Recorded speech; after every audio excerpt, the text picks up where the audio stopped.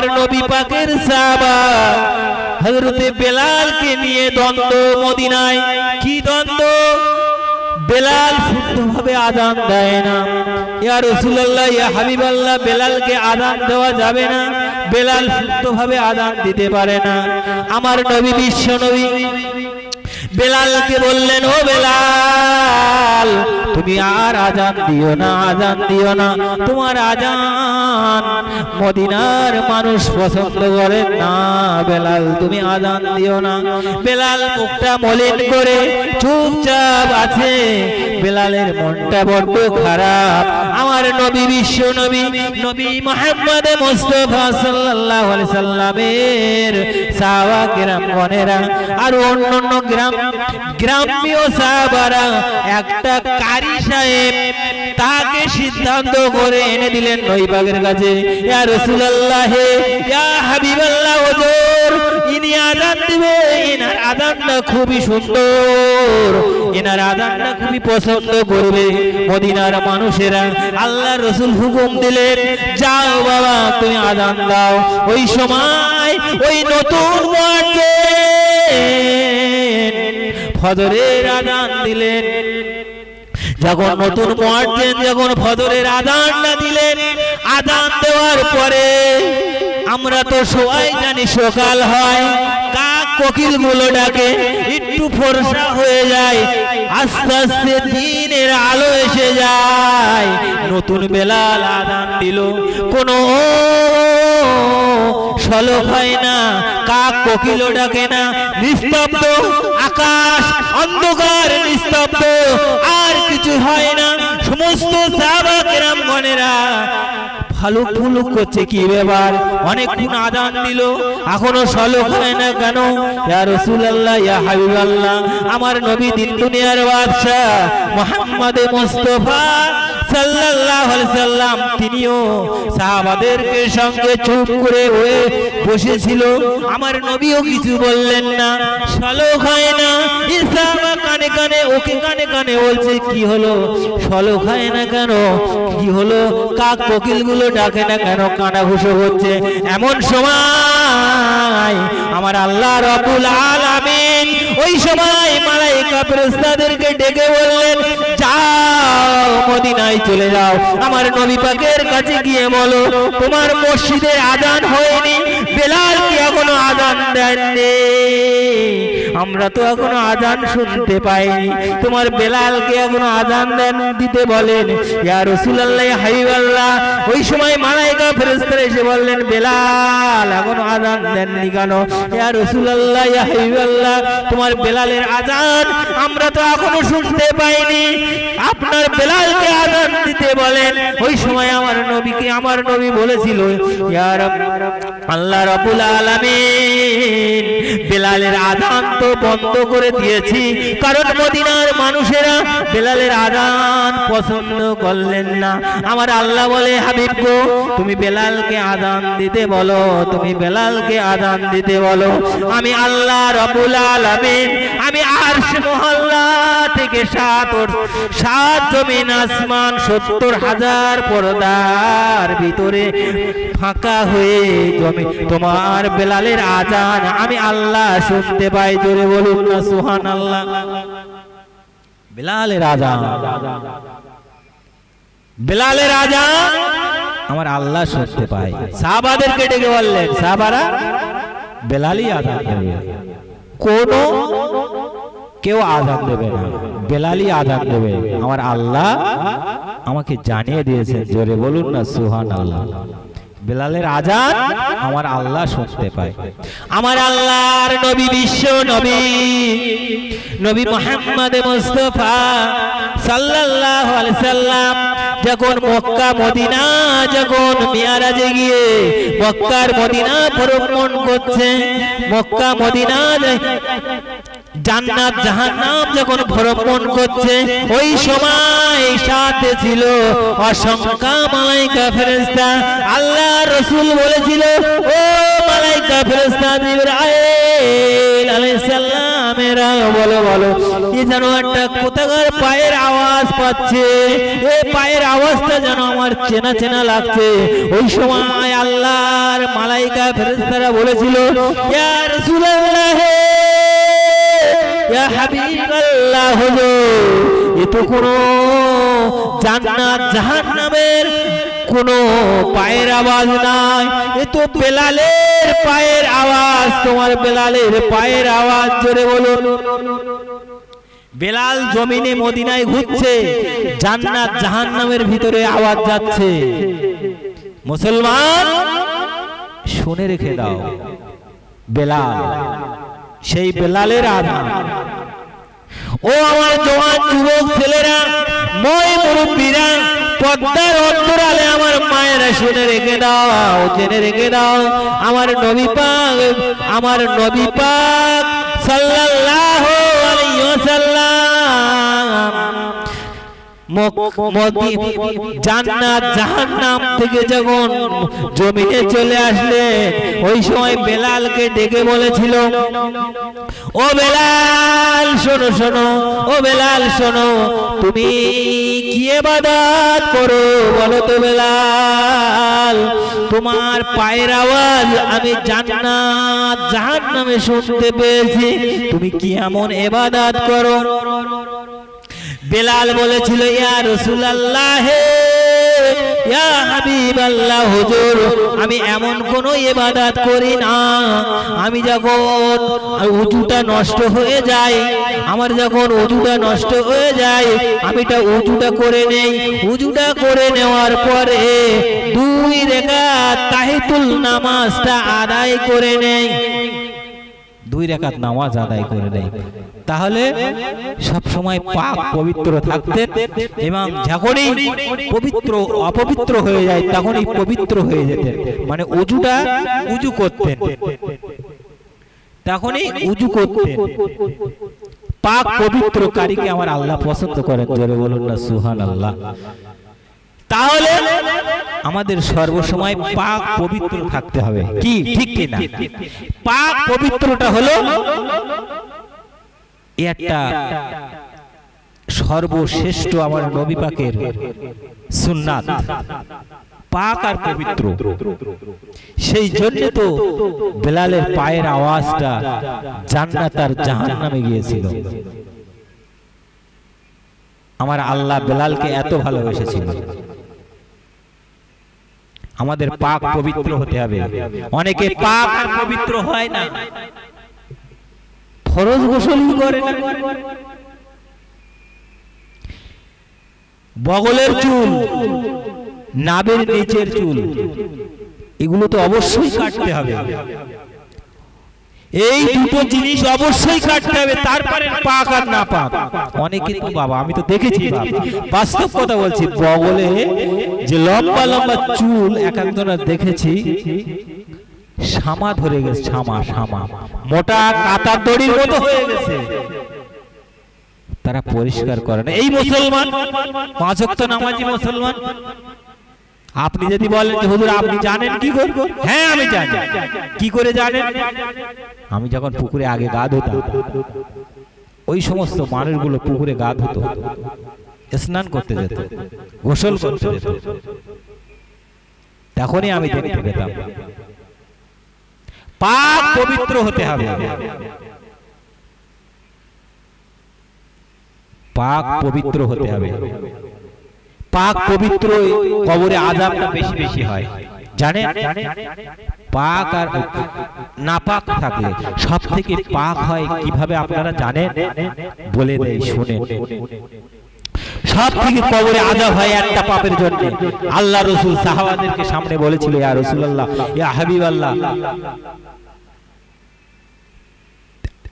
যে ব্যক্তি পেশাব ফেরবে, ওই পেশাবটা উল্টো করে এসে যাকে গায়ে লাগবে, পায়ে লাগবে, যার গায়ে ওই পেশাবটা উল্টো ভাবে চলে আসবে, তখনই ওই পায়ে থাকলে ওইটা নাপাক হয়ে যায়। ওই ব্যক্তির কবরে আমার আল্লাহ এত পরিমাণে আযাব দেবে, সব থেকে ভয়ঙ্কর আযাব ওই ব্যক্তির উপরে দেবে। সাহাবারা এই কথা শুনে, সাহাবারা এই যে কথা শুনে ভয়ে পেশাব ফেরবে, পেশাব যখন লাগতেন তখন হয় একটা বড় কাঠি নিয়ে যেতেন, তাহলে একটা বোতল নিয়ে যেতেন, কাঠিটা দিয়ে বালুচরে গিয়ে ছিদ্র করে নিয়ে যেতেন। ওই ছিদ্রই পেশাব ফেললে যেন উল্টে না আসে।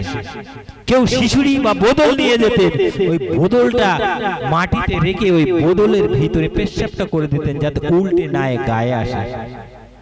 সাহাবারা এইরকম ভয় করতেন। আমাদের পাক পবিত্র থাকতে হবে, পাক পবিত্র থাকতে হবে। পাক পবিত্রকে আমার আল্লাহ পছন্দ করেন। ও আমার জওয়ান যুবক ভাইরা, জেনে রেখে দিন, আমার নবী দিন দুনিয়ার বাদশাহ হাবিবুল্লাহ জনাবে মুহাম্মদ রাসূলুল্লাহ সাল্লাল্লাহু আলাইহি সাল্লাম ওই সময় হযরত বেলালকে আবার আযান দিতে বললেন। বেলাল আযান দেওয়া শুরু করে দেয়। আস্তে আস্তে আস্তে আস্তে ওই সময় আবার সকাল হয়ে যায়। জোরে বলো। বেলাল যতক্ষণ আযান দেবে না ততক্ষণ সকাল হবে। সকাল হয়ে যায়। এইভাবে বেলাল আযান দেয়। আযান দেওয়ার পরে বেলাল আযান দিতে দিতে দিতে দিতে বেলাল আমার নবী পাক সাল্লাল্লাহু আলাইহি ওয়াসাল্লাম বেলালের আযান শুনে সবাই ধন্য হয়ে যায়।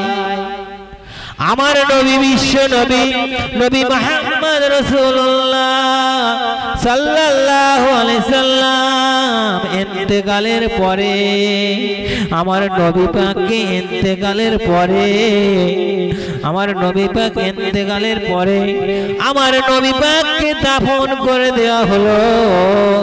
আমার নবী পাকের ছোট বিবি আয়েশার ঘরেতে দাফন করে দেওয়ার পরে ওই সময় বেলাল আর মদিনায় থাকলেন না, মদিনা ছেড়ে চলে গেলেন। মদিনার একদল যুবক ছেলেগুলো বেলালকে রাস্তায় আটকে দিলেন। ও বেলাল, তুমি কোথায় যাচ্ছ? বেলাল, তুমি কোথায় যাচ্ছ? বেলাল, তুমি কি আযান দেবে না? বেলাল, তোমার কি মধুর আযান কি আমরা আর শুনবো না? বেলাল, বেলাল কাঁদতে কাঁদতে বলেছিল, বেলাল কাঁদতে কাঁদতে বলেছিল, ও মদিনা, ও নবী পাকের সাহাবারা, ও নবী পাকের সাহাবারা, আমি আর মদিনার মসজিদের আযান দেব না, কারণ আমার নবী নাই।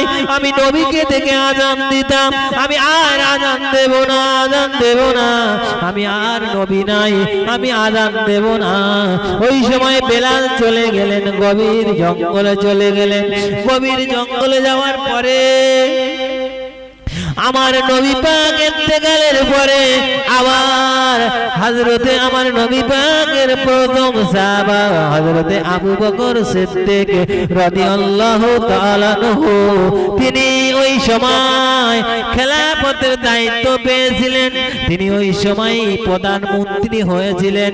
মক্কা মদিনার জমিনে ভোট হতেন না, সবাই হাতের উপরে হাত দিয়ে ওই সময় নির্বাচন হতেন, হাতের উপরে হাত দিয়ে নির্বাচন হতেন।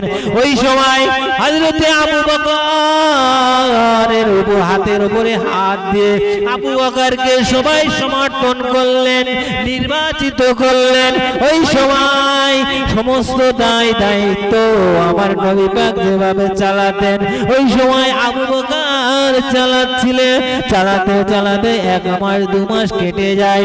যাওয়ার পরে ওই সময় বেলাল চিন্তা করলেন, যে আমার নবী পাকের ওহদা খেলা হয়ে যায়, আমার নবী পাকের ওহদা খেলা হয়ে যায়। হযরতে আবু বকরের হাতে হাত দিয়ে সমর্থন করা হলো না, নবী পাকের হাতে হাত দেওয়া হয়নি। এই সময় হযরতে বেলাল আবার জঙ্গল ছেড়ে দিয়ে চলে আসে। জঙ্গল যখন ছেড়ে দিয়ে বেলাল যখন মদিনার জমিনে এসে হযরতে আবু বকরের হাতে হাত দিলেন, আবু বকর, ইয়া আবু বকর আমিনুল মুমিনুল খলিফাতুল মুসলিমুন, আপনি যে এখানকার প্রধানমন্ত্রী হয়েছেন, আমি আপনাকে সমর্থন করলাম না, আমি আপনাদের সমর্থন করতে এসেছি। ওই সময় আল্লাহর নবীর প্রাণপ্রিয় সাহাবা হযরতে আবু বকর বলেছিল, ও বেলাল, ও বেলাল, তোমার আর যাওয়া হবে না, বেলাল তুমি আযান দাও, তুমি আযান দাও।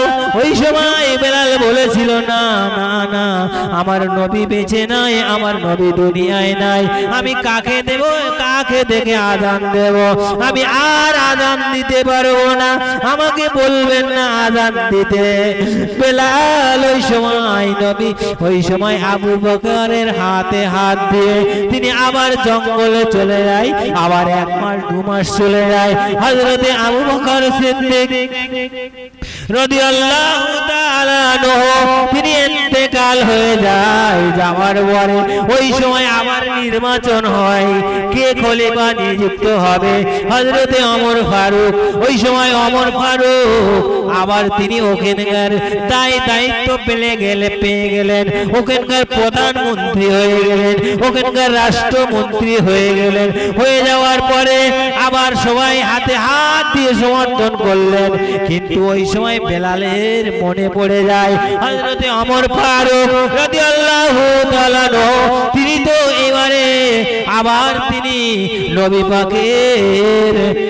নবী পাকের চেহারে বসেছেন, তিনি তো আবার মক্কা মদিনার প্রধানমন্ত্রী হয়ে গিয়েছে, ওনার হাতে হাত দিয়ে সমর্থন হতে হবে, কারণ এটা আমার নবী পাকের আদেশ। আবার ওই সময় বেলাল চলে এলেন জঙ্গল ছেড়ে যখন বললেন হযরতে ওমর ফারুকের কাছে বলেছিল, ও আমিনুল মুমিনুল খলিফাতুল মুসলিমুন হযরতে ওমর ফারুক, আমি তোমার হাতে হাত দিতে এসেছি, তুমি এই দেশের রাজা, তুমি এই দেশের গভর্নর, তুমি এই দেশের প্রধানমন্ত্রী হয়েছো, আমি তোমার হাতে হাত দিয়ে সমর্থন করতে এসেছি। ওই সময় হযরতে ওমর ফারুক বেলালের হাত দুকাটি ধরে বলেছিল, ও বেলাল, তোমার হাত দুটো আমি ধরেছি, তুমি তো বেলাল, তুমি তো আমাকে চেনো বেলাল, আমি ওমর ফারুক, আমি বাঘ বকরি এক ঘাটে পানি খাওয়াই বেলাল, তুমি আমার হাতে হাত দিয়ে ছাড়াতে পারবে না বেলাল, তোমাকে আযান দিতে হবে মদিনার মসজিদে, তোমাকে আযান দিতে হবে, তাহলে তোমাকে ছাড় নাই বেলাল। বেলাল কাঁদতে কাঁদতে বলেছিল, ও আমিনুল মুমিনুল খলিফাতুল মুসলিমুন, তুমি আমাকে বলবেন না, আযানের কথা বলবেন না, আমি আযান দেব না, আযান দেব না, কাকে দেখে আযান দেব, আমার নবী দুনিয়ায় নাই, আমি আযান দিতে পারবো না। কি বেলাল, তুমি আমার কথা শুনবে না? না না না, ও আমিনুল মুমিনুল খলিফাতুল মুসলিমুন, আমি তোমার কথা শুনবো না, আমি আযান দেব না। এমন সময় ওই মসজিদের এক কোনায় ছোট ছোট 2টি বাচ্চা ছিল, ওই বাচ্চা 2টি এসে আমার নবী পাকের, আমার বেলালের, আল্লাহর নবী বেলালের গলাটা জড়িয়ে ধরে বলেছিল, ও বেলাল, তুমি আযান দাও, আযান দাও, বেলাল তুমি আযান দাও। বেলালের কচি গলার আওয়াজ শুনে বেলাল তখন ঘাটটা উঁচু করে দেখলেন, এ তো অন্য কেউ নয়, এ তো ইমামে হাসান আর হোসেন। ইমামে হাসান আর হোসেনকে, 2 ভাইকে 2 উরুর উপরে বেলাল নিলেন। ও হাসান, ও হোসেন, তোর নানু ভাই তো নাই, তোর নানু ভাই নাই, আমি কাকে দেখে আজান দেব? আমি আজান দেব না, আজান দেব না। ওরে ইমাম হাসান হোসেন আমার নবীজির নয়নের নাতি, হযরতে আলীর, নবীজির জামাই হযরতে আলীর সন্তান ইমাম হাসান হোসেন। দুই ভাই দুই গলা জড়িয়ে ধরে কাঁদছে, ও বেলাল আজান দাও, আজান দাও। ওই সময় বেলাল বলছে, ওরে ইমাম হাসান, ওরে ইমামে হোসেন, তোরা যে দুই ভাই আমাকে বলছে আজান দিতে দিতে, আমি দেব, আমি দেব, আমি তোমাদের কথা শুনবো ইমাম হাসান হোসেন, আমি তোমাদের কথা ফেলবো না। ওই সময় হযরতে ওমর ফারুক বলেছিল, ও হযরতে বেলাল, তুমি আমার কথা অমান্য করলে, কিন্তু ইমামে হাসান হোসেন বললে, আর তুমি আজান দেওয়ার কথা বলতে স্বীকার হয়ে গেছো, তুমি আমার কথা নিলেন না কেন? ওই সময় বেলাল বলেছিল, ও আমিনুল মুমিনুল, ও আমিনুল মুমিনুল খলিফাতুল মুসলিমুন, শোনো শোনো, ইমামে হাসান আর হোসেনের কথা আমি কেন নিয়েছি? আজকে ইমামে হাসান আর হোসেন আমার নবী পাকের গোলা দুইখানি জড়িয়ে, দুই ভাই আমার নবী পাকের জিহ্বাখানা চুষতেন। আমি বেলাল নিজে চোখে দেখেছি, নিজে চোখে দেখেছি ইমামে হাসান আর ইমামে হোসেন দুই ভাই আমার নবী পাকের জিহ্বাখানা চুষতে থাকতে। এই জন্য শুধু তাই নয়, ইমামে হাসান আর ইমামে হোসেন দুই ভাই যদি এক জায়গায় দাঁড়িয়ে থাকে, ইমামে হাসানকে দেখায় আমার নবী পাকের কোমর পর্যন্ত একদম অবিকল দেখতে লাগে, আর হোসেনকে লাগে কোমর থেকে মাথা পর্যন্ত, এই দুটো অবিকল লাগে। ওরে ইমামে হাসান, ইমামে হোসেন, আমি তোদের কথা শুনে আমি আজান দেব ওঠে, তোরা দুই ভাই মেম্বারের পাশে বসে দাঁড়িয়ে থাকতে হবে, আমার নবী নাই, আমি তোমাদের থেকে আজান দেব। বলে বেলাল, তুমি আজান দাও বেলাল। আমরা দুই ভাই গলা জড়িয়ে ধরে, দুই ভাই গলা জড়িয়ে ধরে মেম্বারের পাশে দাঁড়িয়ে রয়েছে, বেলাল আজান দেয়। বেলাল যখন আজান দেন, আল্লাহু আকবার, আল্লাহু আকবার, এইভাবে আজান দিতে দিতে এই সময় বেলাল বলেছিল, আশহাদু আল্লা ইলাহা ইল্লাল্লাহ। এই না কথা বলার সঙ্গে সঙ্গে বেলাল মেম্বার থেকে আছাড় খেয়ে পড়ে গিয়েছিল। ওই সময় ইমামে হাসান হোসেন দেখলেন, কি ব্যাপার, বেলাল আজান দিতে দিতে আছাড় খেয়ে পড়ে গেল কেন? সমস্ত মুসল্লিগণেরা এক হয়ে দেখলেন বেলাল হয়তো আর বেঁচে নাই, বেলাল মারা গিয়েছে, বেলাল মারা গিয়েছে। চতুর্দিকে মানুষ অপেক্ষা ছিল বেলালের আজান শোনার জন্য। অনেক দিনে বেলালের আজান শোনা হয় না, চতুর্দিকে মানুষ থই থই করছে। একজন বললে বেলাল আর বেঁচে নাই। ওই সময় ইমাম হাসান আর ইমামে হোসেন দুই ভাই একটু পানির ছিটা মারলেন, ছিটা নবী পাক ওই সময় বেলালের মুখে যখন পানি মারলেন, পানিটা মারবার পরে বেলাল চোখখানি খুললেন। বেলাল যখন চোখ খুললেন, চোখটা খুলবার পরে ওই সময় বললেন, ও মক্কা মদিনাবাসীরা শোনো শোনো শোনো, বেলাল মরে নাই, মরে নাই, বেলাল বেঁচে আছে। ওই সময় ইমাম হাসান আর হোসেন দুই ভাই জিজ্ঞাসা করলেন, ও বেলাল, ও বেলাল, তুমি আজান দেওয়ার সময় যখন আমার নানু জানের, আমার নানু ভাইয়ের যখন নামটা করেছিলে, তখন তুমি মেম্বার থেকে দাঁড়িয়েছিলেন, ওই সময় তুমি কেন নিচে আছাড় খেয়ে পড়ে গিয়েছিলেন? হঠাৎ করে এরকম হলো কেন? ওই সময় বেলাল বলেছিল কাঁদতে কাঁদতে, ওরে ইমামে হাসান, ওরে ইমামে হোসেন, শুনে রাখো বাবা, আমি যখন তোমার নানু ভাইয়ের নামটা শুনে বলেছি আজানে, আমি দেখলাম তোমার নানু ভাই তোমাদের দুই পাশে মাঝখানে দাঁড়িয়ে রয়েছে। আমি বেলাল সহ্য করতে পারলাম না, আমি আমার নবী পাকের গলাটা জড়িয়ে ধরবো বলে আমি আমার নবী পাককে জড়িয়ে ধরবার জন্য আমি আছাড় খেয়ে পড়ে গিয়েছি। জোরে বলুন সুবহানাল্লাহ।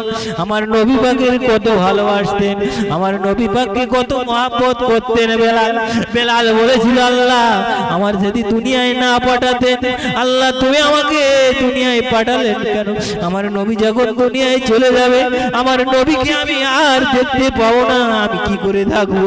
সমস্ত সাহাবাগণেরা কেউ বা বলেছিল আমার নবী ইন্তেকালের পরে আল্লাহ রাব্বুল আলামিন আমার চোখ খুলে দাও, যে চোখ দিয়ে আমার নবী পাককে দেখতে পাবো না, সেই চোখ আমাকে রেখো না, সেই চোখ তুমি আমাকে তুলে দাও আল্লাহ। ওই সময় সাহাবারা কেঁদেছিল, অনেক অনেক সাহাবারা অন্ধ হয়ে দুনিয়া থেকে জীবন যাপন করে চলে গিয়েছে। তাই বলি বাবা, নবীকে ভালোবাসো, নবীকে প্রেম করো, নবীর সঙ্গে মহব্বত করো। নবীর সঙ্গে ভালোবাসলে, নবীকে প্রেম করলে ওইটাই হলে ঈমান। ও আমার জওয়ান যুবক ভাইরা, শুনে রেখে দাও, জেনে রেখে দাও, হযরতে বেলালকে নিয়ে যখন হযরতে ওমর ফারুক কাঁধের উপরে ভর করে নিয়ে যাচ্ছেন, বেলাল তো অসুস্থ, টুকটুক করে নিয়ে যাচ্ছেন। বেলাল বলছে, আল্লাহ আমি একজন বেঈমানের কাছ থেকে উদ্ধার হয়ে গিয়েছি, আমি এমন একটা মানুষের কাছে এসেছি জানি না আমাকে যে এত আবার কি অত্যাচার করবে। ওই সময় হযরতে ওমর ফারুক বুঝতে বললেন, বেলাল তুমি এ নিয়ে চিন্তা করো না বেলাল, আমি হলাম নবী পাকের প্রথম নয় দ্বিতীয় খলিফা, আমি তোমাকে আমার নবী পাকের কাছে নিয়ে যাব। জোরে বলুন সুবহানাল্লাহ। ওইভাবে আল্লাহর নবী পাকের সামনে যখন বেলালকে নিয়ে গেলেন, হযরতে ওমর ফারুক যখন নিয়ে গেলেন, আমার নবী বেলালের দিকে তাকিয়ে বলেছিল, বেলাল তুমি যে আমার কলেমা বুকে করে নিয়ে আমার কাছে এসেছো বেলাল, এত কষ্ট করে, তুমি যে এত কষ্ট করে বেলাল এসেছো বেলাল, আমারও কষ্ট হয়, তোমার অন্তর থেকে কলেমাটা নিতে পারিনি, আমার নবী পাকের ভালোবাসাটা নিতে পারিনি। ও বেলাল তুমি আমার সামনে এসো গো বেলাল, ও বেলাল তুমি আমার সামনে এসো। বেলাল সামনে এসলো, বেলালকে অসুস্থ সুস্থ বললেন। ওই সময় আল্লাহর নবী সাহাবাদেরকে একত্রিত করে বললেন, ও আমার সাহাবারা, আমি বেলাল এত কষ্ট করেছে, আমি বেলালকে একটা পুরস্কার দেব। সমস্ত সাহাবা কেরামগণেরা অবাক হয়ে গেলেন, বেলালকে কি পুরস্কার দেবেন? ওই সময় আল্লাহর রাসূল বলেছিল, বেলাল আমি তোমাকে পুরস্কার দেব বেলাল, তোমার পুরস্কারটা হলো এই, আমি হব মসজিদের ইমাম, তুমি হবে মুয়াজ্জিন বেলাল, তুমি আযান দেবে। ওই সময় বেলাল আমার নবী পাকের হাত দুখানি ধরে ঝরঝর করে কেঁদে কেঁদে বলেছিল, ইয়া রাসূলুল্লাহ, ইয়া হাবিবাল্লাহ, আমাকে আযান দেওয়ার কথা বলবেন না, আমি আযান দিতে পারবো না। আল্লাহর রাসূল বলেছিল, বেলাল তুমি কেন আযান দিতে পারবে না? ওই সময় বেলাল কাঁদতে কাঁদতে বলেছিল, ইয়া রাসূলুল্লাহ, ইয়া হাবিবাল্লাহ, বেলাল আল্লাহর রাসূল গো, উমাইয়া আমাকে যে কষ্ট দিয়েছে, আমার গালের ভিতরে আগুন দিয়েছে, আমি আর শুদ্ধভাবে কথা বলতে পারিনি। ইয়া রাসূলুল্লাহ, ইয়া হাবিবাল্লাহ, আমার কথাটা একটু এড়াটে ভাব, তোতলাটে ভাব। ইয়া রাসূলুল্লাহ, ইয়া হাবিবাল্লাহ, আযানে তোমার নাম আছে, আমি যদি আপনার নামটা বলতে গিয়ে যদি সুস্থ করে যদি বলতে না পারি, ইয়া রাসূলুল্লাহ, ইয়া হাবিবাল্লাহ, হুজুর গো, আল্লাহ অসন্তুষ্ট হয়ে যাবে। আমার আল্লাহ অসন্তুষ্ট হয়ে গেলে আল্লাহ আমার উপরে অসন্তুষ্ট হয়ে যাবে। না না, ইয়া রাসূলুল্লাহ, ইয়া হাবিবাল্লাহ, আপনি আমাকে আযান দিতে বলবে না, আমি আযান দেব না। ওই সময় আল্লাহর রাসূল বলেছিল, বেলাল তুমি এই নবী শরীফের মসজিদে আযান দেবে, সর্বপ্রথম তুমি আযানের ধ্বনিটা দিয়ে দেবে, আযান দেবে। আমি রাসূলুল্লাহ কথা দিলাম, আল্লাহ তোমার প্রতি কোনো অসন্তুষ্ট হবে না। জোরে বলুন না,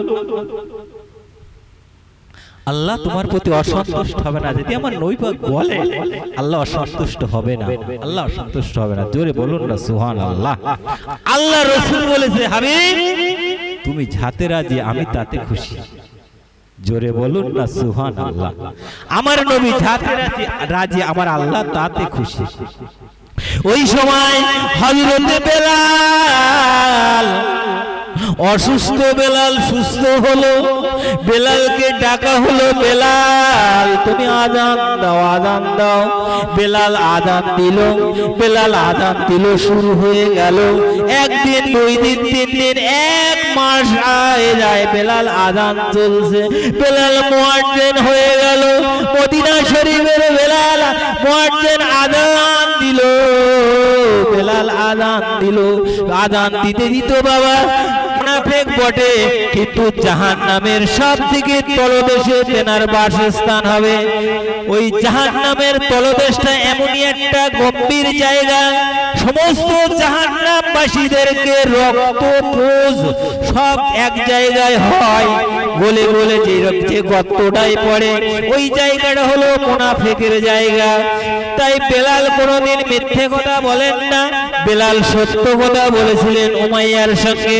ও আমার মনিক উমাইয়া, আমি নবী মুহাম্মদ মুস্তাফা সাল্লাল্লাহু আলাইহি সাল্লামের হাত দুটি ধরে আমি কলেমা পড়ে নিয়েছি, আমি মুসলমান হয়ে গিয়েছি। ওই সময় উমাইয়া বলেন, ও বেলাল এ কথা তুমি কেন বললে আমার সঙ্গে? তুমি কলেমা ছাড়ো, তুমি আল্লাহকে ছাড়ো, মুহাম্মদকে ছাড়ো। ওই সময় বেলাল বলেছিল, ও আবার উমাইয়া আমি কলেমা ছাড়বো না, আমি ইসলামকে ছাড়বো না, আমি তোমাকে ছাড়তে রাজি, আমি কিন্তু ইসলাম ছাড়তে রাজি না, নবীর কলেমা ছাড়তে রাজি নয়।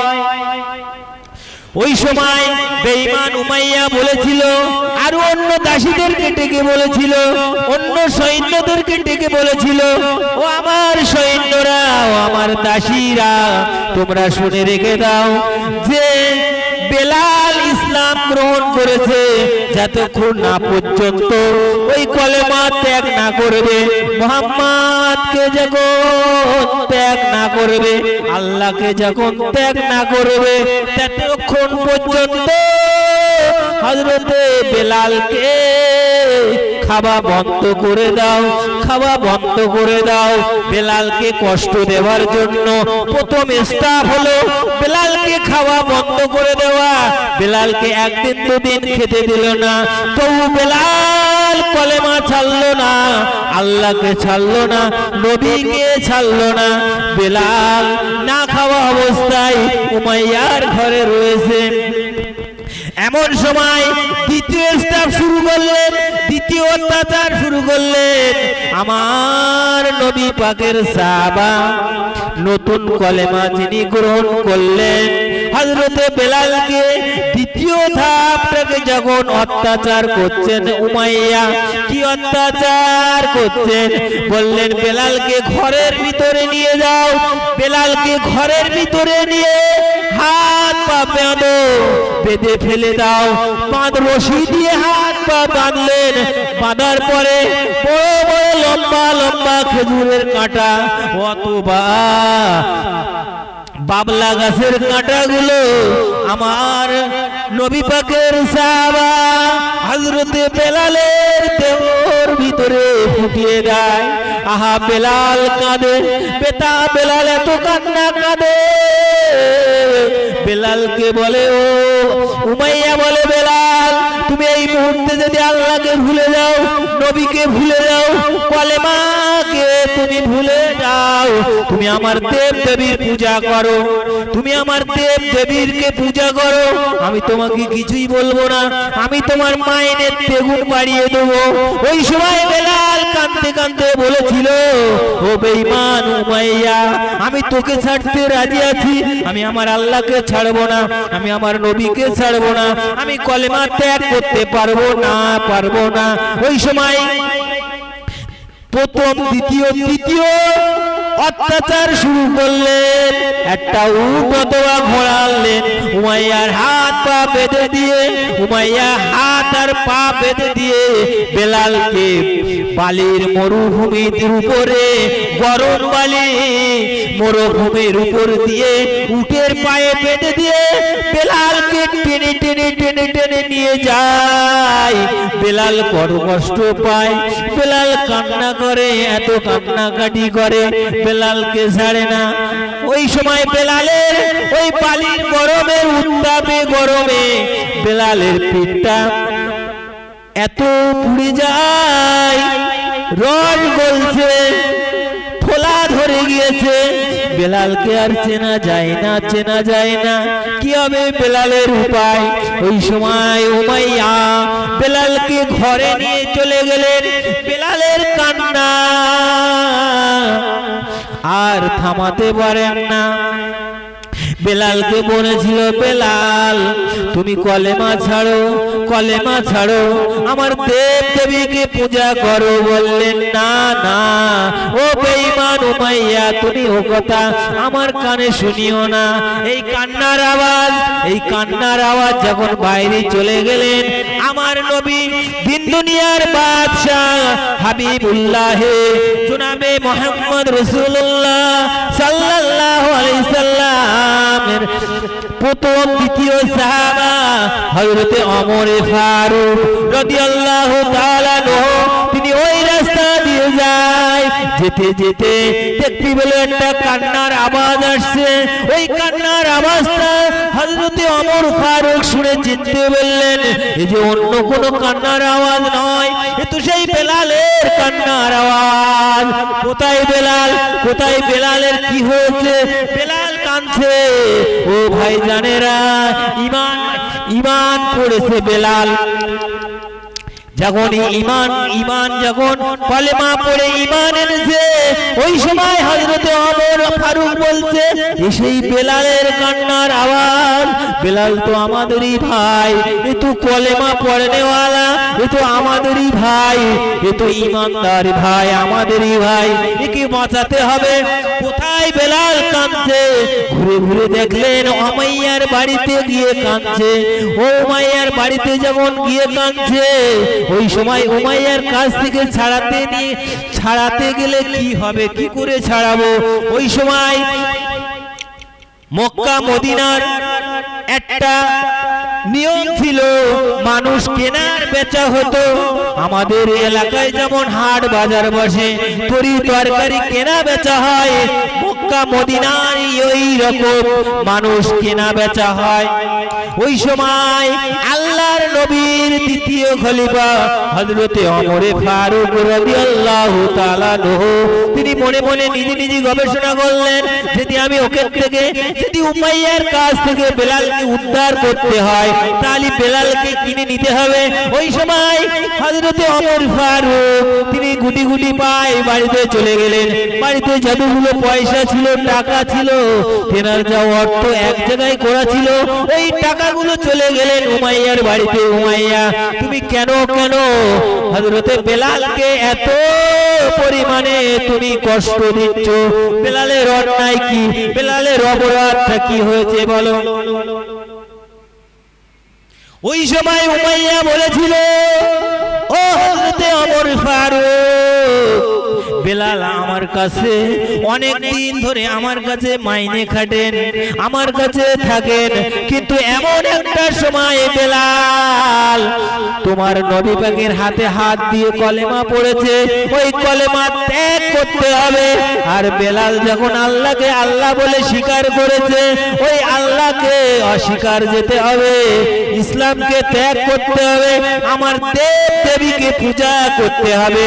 তারপরে আমি বেলালকে আজাদ দেব, আমি ছেড়ে দেব।